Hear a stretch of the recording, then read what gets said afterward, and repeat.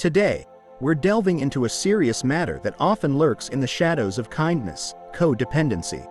It's time to confront the not-so-rosy side of being excessively kind. Brace yourselves as we unveil the potential harm codependency can wreak on your well-being. No sugarcoating, just straight facts. Keep on watching. You don't want to miss out on these incredibly powerful ways to change your life for good. Number 1. Identify your own needs and wants. How do you identify your needs and wants? Well, one way is to ask yourself some questions that will help you explore your inner world. These questions are not meant to be answered in a hurry, but rather to be reflected on and revisited over time.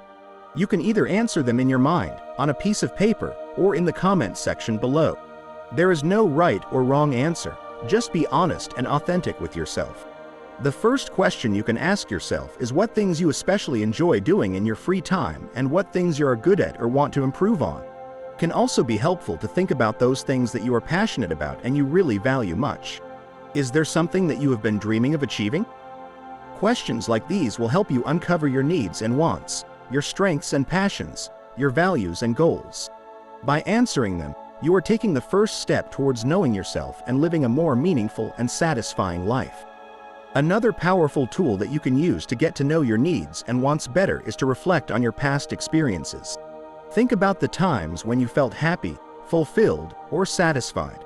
What were you doing? Who were you with? What did you learn? What did you enjoy? These experiences can give you clues about what makes you feel good and what motivates you.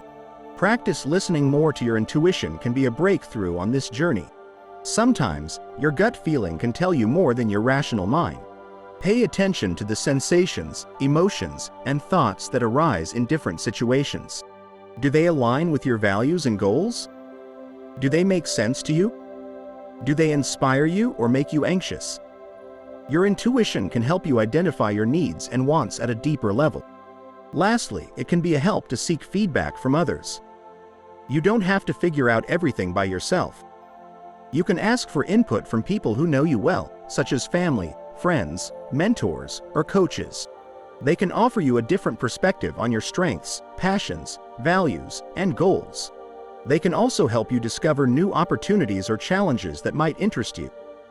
Number 2. Be kind and loving to yourself. Let's dive into a transformative practice, the art of self-compassion. Imagine reshaping your inner dialogue with love, treating yourself as a cherished friend. This is about seamlessly integrating kindness into every thought and action. Are you ready to experience the power of self-compassion and elevate your well-being? Speak to yourself with love. When those harsh, critical thoughts creep in, swap them for kind and supportive words. Instead of labeling yourself a failure, remind yourself that you're doing your best and every experience is a chance to learn and grow. It's important to treat yourself like a cherished friend. When emotions like sadness, anger, or frustration surface, envision how you'd comfort a friend going through the same. Extend the same kindness and empathy to yourself. Allow your emotions to flow freely. Don't stifle or avoid them. Doing so only intensifies their hold. Acknowledge and accept your feelings without judgment. Embrace them as part of your unique experience. Indulge in self-kindness. Especially when feeling low or stressed, engage in activities that bring you joy. Whether it's music, a funny show, a relaxing bath, or a treat, prioritize what lifts your spirits. Remember to grant yourself forgiveness for mistakes. Understand that errors are part of the human experience. Rather than dwelling on what went wrong, focus on the lessons learned and the path ahead. Embrace self-compassion as a very powerful practice. It not only nurtures you but strengthens your connections with others through understanding and support. So I encourage you to take a step into self-compassion today and feel the positive shift in your well-being. When you incorporate these practices, you'll nurture both yourself and others without succumbing to sickness. Balancing kindness and generosity with your well-being is not just possible, it's the key to lasting happiness. Be the nurturer who extends care not only outward but inward too. Number 3. Learn to say no. In the symphony of kindness, there exists a note that often gets overlooked, yet it's vital for harmony: the ability to say no. Saying no is not a rejection of kindness, it's an affirmation of your boundaries, a declaration of your self-worth, and a crucial act of self-compassion. In a world that often glorifies selflessness, the pressure to constantly say yes can be overwhelming. People may expect you to be endlessly accommodating, but the truth is, your kindness isn't diminished by setting boundaries. It's amplified. Saying no is a powerful act of self-care. It's recognizing that your time, energy, and emotions are valuable resources. Just as you wouldn't want to deplete a well, you shouldn't deplete yourself. Saying no preserves your well-being, ensuring you have the capacity to give authentically when you choose to say yes. Setting boundaries is a manifestation of self-respect. It's a way to communicate your limits clearly and assertively. By defining what you can and cannot do, you create a safe space for yourself, enabling you to navigate life's demands with grace and balance. Often, saying no comes with a twinge of guilt. It's important to understand that this guilt is a natural reaction, but it doesn't diminish the validity of your boundary. Remind yourself that you're not responsible for the emotions of others, and genuine friends and loved ones will respect your honesty. Embracing the power of no liberates you from the burden of overcommitment and burnout. It provides room for authentic yes moments. When you say yes, it's because you genuinely want to, not out of obligation. Your kindness becomes more genuine and heartfelt, fostering healthier relationships. In learning to say no when necessary, you cultivate a garden of kindness within yourself. You allow your kindness to bloom authentically, not forced or coerced. Boundaries don't confine your kindness, they nurture and protect it. By respecting your own limits, you're able to give from a place of abundance rather than depletion. Learning to say no without guilt, setting healthy boundaries, and prioritizing self-care are essential skills to master. Number 4. A dance of self-care beats.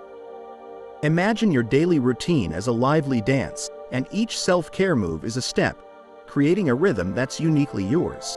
Kick off with food bliss, where your plate transforms into a celebration of nature's vibrant hues, not just a meal but a visual feast that nourishes both body and soul. Here's the beat: eat light and not too much, eat really slowly and savor each bite. Try to do intermittent fasting regularly and find out how good it feels. Just start with 12 hours eating and 12 hours not eating, and then little by little lengthen the time that you're not eating. Some find it's great to have 16 hours between eating during the night and morning. Some people go up to 18 or even 20 hours or more. Let your body enjoy the pauses between meals, embracing a natural flow that aligns with your energy. Now is the perfect moment to declare a tech timeout. Hit pause, take a breath, and reintroduce yourself to the tangible world. Let life's natural rhythm play without the constant digital hum. Stroll around, maybe in that cozy garden around the corner, or, if you're up for an adventure, venture into the heart of a wild forest. Give yourself the gift of a breather to soak in the quiet or the soothing sounds of nature. Just chill, toss away any stress, and sync up with nature. Let that feeling of freedom wash over you.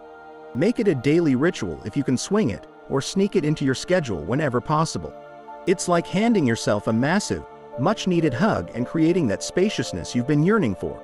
And if you're in the mood, hit play on Chill Fitness. Let exercise be a joyous dance, your body moving to the rhythm of your favorite tunes. It's not about counting steps, but about celebrating the freedom of movement. And if intermittent fasting is still in the mix, let this rhythm continue as your body experiences a dance of nourishment and rejuvenation. You can also, as a part of self-care, flip the page with mind escapes. Books become your partners in this dance, offering a mental escape to different worlds without leaving your favorite spot. And in the beats of mindful messmaking, let your creativity groove freely. It's not about perfection, but about enjoying the process, painting your world with the colors of your imagination. As the day winds down and night slides in, cozy up your bed into a sleep getaway, a chill spot where dreams aren't just stories but legit adventures. Let your body and mind groove with the laid-back melody of rest, letting the night spin its own mellow lullaby to ease you into a sweet slumber. Incorporating these tips into your daily routine can empower you to prioritize self-care and discover newfound joy in life, reaching heights you may not have experienced before. Thank you for joining us on this illuminating exploration into the pitfalls of excessive kindness and the hidden realm of codependency. We trust that the shared insights have illuminated the subtle dangers of codependency, redirecting your focus back onto yourself and your needs. But hold on, there's more. Delve further into transformative strategies and pragmatic wisdom in part 2 of our series. Your well-being is our foremost concern, and we're eager to persist in this journey alongside you. Simply click the link in the description for part 2, and let's together redefine the notions of kindness and self-care.